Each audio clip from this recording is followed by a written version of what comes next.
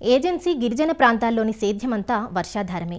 ఒకేసారి వర్షాలు అధికంగా పడటం లేదా ఎక్కువ రోజులు కురవకుండా ఉండిపోవడం, వర్షానికి మధ్య వ్యవధి ఎక్కువగా ఉండడం వంటివి పంటలపై అధిక ప్రభావాన్ని చూపుతుంటాయి. ముఖ్యంగా ఏజెన్సీ ప్రాంతాల్లో నేలలు ఎత్తుపల్లాలుగా ఉండి నీటిని తక్కువగా నిలుపుకుంటాయి. అంతేకాక వర్షపు నీటి ఉధృతి, వేగంగా వీచే గాలుల ప్రభావంతో నేల కోతకు గురవుతుంది. ఇలాంటి పరిస్థితుల్లో నేలకోతను అరికట్టి నీటి ప్రవాహానికి అడ్డుకట్ట వేస్తే సేద్యం సాఫీగా సాగుతుంది. రైతు స్థాయిలో వాలుగడ్డంగా గట్ల నిర్మాణం, నీటి కుంటల ఏర్పాటు ద్వారా నేలను, నీటిని సంరక్షించుకోవచ్చు. మరి ఏజెన్సీ ప్రాంతాల్లో నేలల పరిరక్షణ, నీటి సంరక్షణ కోసం ఎలాంటి చర్యలు చేపట్టాలో వివరిస్తున్నారు ఆచార్య ఎన్జీ రంగా వ్యవసాయ విశ్వవిద్యాలయం పరిధిలోని శ్రీకాకుళం జిల్లా నైరా వ్యవసాయ కళాశాల విస్తరణ విభాగం అధ్యాపకులు డాక్టర్ డి చిన్నమనాయుడు. ఏజెన్సీ గిరిజన ప్రాంతాల్లోనూ, అదే వాలు కలిగినటువంటి ఇసుక గరప నేలలు ఉన్న ప్రాంతాలు, అదేవిధంగా వాలు కలిగినటువంటి మైదాన ప్రాంతాల్లో కూడా అధిక వర్షాలకి, అదేవిధంగా ఇతర సమస్యల వల్ల నేల కోతకు గురి కావడం అనేది జరుగుతుంటుంది. అదేవిధంగా ఏజెన్సీ గిరిజన ప్రాంతాల్లో ఆ స్లోప్ ఎక్కువగా, వాలు ఎక్కువ కలగడం వల్ల వర్షాకాలంలో పడిన వర్షపు నీరంతా కూడా కింద ప్రాంతాలకు కొట్టుకురావడం, అధిక వర్షాలు పడేటప్పుడు ఆ పోడు భూముల్లో ఉన్న మట్టి అంతా కూడా కొట్టుకు రావడం అనేది జరుగుతుంది. దీనివల్ల నేల కోతకు గురి కాబడి ఆ నేల పైపొరలో ఉన్నటువంటి అధిక పోషకాలు కలిగినటువంటి నేల పైపొర అంతా కూడా కోతకు గురి కాబడుతుంది. తద్వారా అక్కడ వేసినటువంటి పంటలు దిగుబడులు ఆశించినంతగా రావటం లేదు. కాబట్టి అలాంటి పరిస్థితుల్లో మరి రైతు సోదరులు నేల నీటి సంరక్షణ చర్యల మీద యాజమాన్య పద్ధతులు పాటించాల్సినటువంటి అవసరం ఉంది. ఇంకా గిరిజన ప్రాంతాల్లో అయితే ఫిబ్రవరి చివరి అయ్యేసరికి రబీ పంటలన్నీ కూడా పూర్తయిపోతాయి. కాబట్టి ఈ సమయంలో రైతులు ఈ నేల నీరు సంరక్షణ చర్యలు అనేవి చేపట్టాల్సిన అవసరం ఉంటుంది. ఇందులో నేల నీటి సంరక్షణ చర్యల్లో భాగంగా మనం ఈ వాలుకు అడ్డంగా దున్నుకోవడం అని చెప్తుంటాం. అంటే వాలుకు అడ్డంగా కనుక మనం దున్నుకుంటే పడినటువంటి వర్షపు నీరు ఈ దున్నిన చాలల్లో నిలిచి ఉంటూ మనకి నీరు అక్కడే ఇంకడానికి అవకాశం ఉంటుంది. అదేవిధంగా ఈ వర్షపు నీరు వాలు కలిగిన భూముల్లోని గిరిజన ప్రాంతాలు వర్షాలు పడేటప్పుడు మట్టి కూడా పైనుంచి కిందకి ఈ వర్షపు నీటి తల ఉధృతి కొట్టుకుంటూ వెళ్ళిపోతూ ఉంటుంది. కాబట్టి ఈ వాలుకు అడ్డంగా మనం దున్నడం వల్ల నీరు సంరక్షించడమే కాకుండా మట్టి కూడా కోతకు గురి కాకుండా ఉండి అక్కడ పైపొరలో ఉండే పోషకాలు కూడా మనం నష్టపోకుండా ఉండడానికి అవకాశం ఉంటుంది. అదేవిధంగా ఈ వేసవి దుక్కులు, కొంచెం వేసవి లోతు దుక్కులు కూడా చేసుకోవడానికి ప్రయత్నం చేయాలి.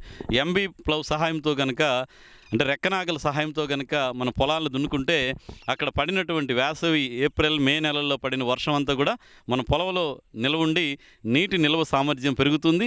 అదేవిధంగా వాలు తక్కువగా ఉన్న ప్రాంతాల్లో కూడా నేల కోతకు గురికాకుండా ఉంటుంది. కాబట్టి నేల నీరు కూడా మనం సమర్థవంతంగా రక్షించుకునేలా అవుతాం. అదేవిధంగా కాంటూర్ సేద్యం అంటాం. దీన్ని ఏంటంటే వాలును బట్టి, ఉన్నటువంటి వాలుని రైతు తాలకు వేసే పంటలను బట్టి, వాళ్ళకున్న సదుపాయాలను బట్టి దున్నుకోవడానికి వీలుగా కమతాలని నిర్ణయించుకుంటూ వాలు ఎంతవరకు ఉందో చూసుకుని అంతవరకు ఒక సమతలమైనటువంటి మడులుగా కట్టుకోవడం. ఈ విధంగా చేయడం వల్ల కూడా మనకి కమతాలు సక్రమంగా లెవెల్గా ఉండేటట్టు చేసుకోవడానికి వీలవుతుంది. అదేవిధంగా కాంటూర్ గట్లు కూడా నిర్మించుకోవడం, వాలుకి అడ్డంగాను రాళ్ళతో కానీ, లేదా పెద్ద పెద్ద వాలు ఎక్కువగా ఉంటే పెద్ద రాళ్ళతో పెద్ద గట్లు నిర్మించుకోవడం, దీన్ని కాంటూర్ గట్లు అంటాము.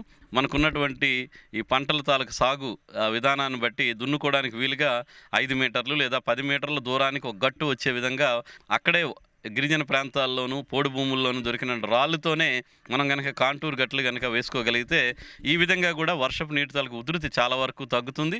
ఈ గట్ల దగ్గర నీరు ఇంకడానికి అవకాశం ఉంటుంది. అదేవిధంగా మట్టి కూడా కోతకు గురి కాకుండా ఉండి అక్కడ ఆగుతూ నీటి ప్రవాహం ఉండడం వల్ల ఆ విధంగా మనకి నేల నీరు సంరక్షించుకోవడానికి అవకాశం ఉంటుంది. అదేవిధంగా చిరుగట్లు కూడా వాలుకు అడ్డంగా ఎక్కడైతే వాలు 5% కన్నా తక్కువ ఉంటుందో అలాంటి ప్రాంతాల్లో చిన్న గట్లు, అంటే 30 సెంటీమీటర్లు ఎత్తు వచ్చే విధంగా, కింద 1.5 అడుగు వెడల్పు, పైన చూస్తే కనుక అడుగు వెడల్పు వచ్చే విధంగా చిరుగట్లు అంటాము. వీటిని అక్కడ దొరికిన చిన్న రాళ్ళతో కానీ లేదా అక్కడే ఉన్నటువంటి మట్టితో కనుక మనం చిరుగట్లను ఏర్పాటు చేసుకుంటే ఈ విధంగా కూడా మనకి మట్టి నీటి తాలూకా ఉధృతి తగ్గి అక్కడ నేల కోత గురి కాకుండా ఉంటుంది. అదేవిధంగా ఎక్కడైతే చిరుగట్లు మామూలు మట్టితో నిర్మించుకుంటారో అవి కూడా వర్షపు ఉధృతి ఎక్కువ ఉంటే కనుక ఒక్కోసారి ఆ చిరుగట్లు కూడా కొట్టుకుపోయేటువంటి అవకాశం ఉంటుంది. మరి అలాంటి ప్రాంతాల్లో జీవగట్లు అంటాం. అంటే మన మొక్కలతోనే లేదా గడ్డి జాతులతోని, అలాగే వెట్టివేరు కానీ లేకపోతే పశుగ్రాస గడ్డులు, లేదంటే సిట్రునెల్ల గ్రాస్ ఉంటుంది, ఆ గ్రాస్ వేసుకోవచ్చు. అది నూనె తీసేటువంటి గడ్డి జాతి, దాని నుంచి నూనె తీసి ఆ విధంగా కూడా లాభపడవచ్చు. లేదంటే లెమన్ గ్రాస్ కానీ, లేదంటే ఈ పశుగ్రాసాల్లో కో3, కో4, అలాగే సూపర్ నేపర్ ఇవన్నీ కూడా దొరుకుతున్నాయి. అవి బాగా పెరిగి 2 విధాలుగా కూడా ఉపయోగపడతాయి. కాబట్టి జీవగట్ల నిర్మాణం కూడా రైతు సోదరులు చేసుకోవాల్సిన అవసరం ఉంది. అదేవిధంగా ఈ ఏజెన్సీ గిరిజన ప్రాంతాలు వాలుకలిన భూమిలో వర్షపు నీరు కంటిన్యూగా వచ్చేటప్పుడు అక్కడ కాలువలు ఏర్పడిపోతాయి. వాలు ఎక్కువ కలిగినటువంటి భూముల్లో వర్షపు నీరు కొండలపై నుంచి వచ్చేటప్పుడు కొన్ని కాలువల్లాగా నిర్మాణం జరిగిపోతుంటుంది. అంటే నీరు వస్తున్న కొద్దీ మట్టి కోతకు గురయ్యి అక్కడ కాలువలు ఏర్పడతాయి. అలాంటి దగ్గర కూడా ఈ బ్రష్ వుడ్ డామ్స్ అంటారు. అంటే అక్కడ దొరికిన కర్రలతోని, కట్టెలతోని, లేకపోతే వెదురులతో కలిపి మనం ఒక వర్షపు నీటి ప్రవాహానికి అడ్డంగా ఇలాంటి బ్రష్ వుడ్ అంటే వుడ్తో చేసినటువంటి, కలపతో చేసినటువంటి అడ్డు కనుక నిర్మించుకొని చేస్తే దానివల్ల కూడా పైనుంచి వచ్చిన మట్టి అంతా కూడా అక్కడ కొంతవరకు ఆగి నీరు మాత్రం వెళ్తుంది, మట్టి సంరక్షణ కాపాడబడుతుంది. ఆ నీటి ప్రవాహం కూడా తగ్గి కింద ప్రాంతాలకి నీరు కొంచెం నెమ్మదిగా వెళ్ళటం వల్ల కూడా మనం నేల కోతని అరికట్టేటువంటి అవకాశం ఉంటుంది. అదేవిధంగా నీటి నిల్వలు కూడా పెంచుకోవడానికి అవకాశం ఉంటుంది. అదేవిధంగా వాలు తక్కువగా ఉండి కొద్దిగా స్లోప్ ఉంటుంది. అలాంటప్పుడు కూడా నీటి నిల్వని ఎక్కువగా చేసుకోవడానికి మనం ఫామ్ పాండ్స్, ఈ కుంటలను కూడా నిర్మించుకోవడం అనేది రైతు సోదరులు చేసుకోవచ్చు. వాటిని కూడా మనకి ఏదైనా ప్రాంతంలో నీరు నిలిచడానికి అవకాశం ఉండే లోతట్టు ప్రాంతాన్ని తీసుకొని అక్కడ ఒక నీటి కుంటను కనుక ఏర్పాటు చేసుకుంటే వర్షపు నీరు అందులో నిల్వ ఉండి తదుపరి మనకి పంట కాలంలో జీవతడిలించుకోవడానికి ఉపయోగపడుతుంది. కాబట్టి నీటి కుంటలు ఏర్పాటు చేసుకోవచ్చు. దీనికోసం ఎన్ఆర్జీఎస్ వాళ్ళు కూడా కొంత పథకాల రూపంలో రైతులకు సాయం చేస్తున్నారు. కాబట్టి రైతులు ఆ నీటి కుంటల ఏర్పాటు మీద కూడా దృష్టి పెట్టుకోవాలి. అదేవిధంగా ఇంకొంచెం ఖర్చుతో కూడుకున్నవి, అలాగే ఎక్కువ కాలం పాటు మనకు నీటిని అందించేటువంటి అవకాశం ఉండేవి చెక్ డ్యామ్స్ నిర్మాణం. ఇవి మన రైతు స్థాయిలో చేయలేకపోయినప్పుడు ఎక్కడైతే అవకాశం ఉంటుందో గ్రామ స్థాయిలో ఎన్ఆర్జీఎస్ కానీ లేదా ఐటీడీఏ గిరిజనాభివృద్ధి సంస్థ వాళ్ళకి కానీ వీళ్ళకి తెలియచెప్పి అక్కడ చెక్ డ్యామ్స్ నిర్మాణం కూడా చేపట్టగలిగితే అక్కడ నీరు కూడా ఎక్కువ కాలం పాటు నిలవ ఉంటుంది. ఎక్సెస్ నీరు ఏదైనా, అధిక నీరు ఏదైనా ఉంటే అది బయటికి పోయే విధంగా చెక్ డ్యామ్ నిర్మాణం చేసుకొని అక్కడ కనుక నీటిని నిల్వ చేసుకోగలిగితే అది మళ్ళీ మనకి ఖరీఫ్లో వేసేటువంటి పంటలకి ఉపయోగపడుతుంది. ఎప్పుడైనా బెట్ట పరిస్థితులు వచ్చినప్పుడు కూడా ఈ చెక్ డ్యామ్స్ నుంచి మరి పంటలకి నీరిచ్చుకోవడానికి అవకాశం ఉంటుంది. కాబట్టి ఈ చెక్ డ్యామ్స్ నిర్మాణం కూడా రైతు సోదరులు చేయడానికి ప్రయత్నం చేయాలి.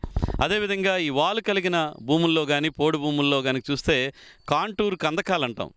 అంటే వాలును అనుసరించి మన కందకాలు అంటే 1 అడుగు వెడల్పు, 1 అడుగున్నర లోతు ఉండే విధంగా మనం కందకాలని వాలుకి అడ్డంగా కనుక నిర్మించుకుంటే మనకి వర్షం పడిన నీరంతా కూడా ఆ కందకాల్లోకి చేరుతుంది.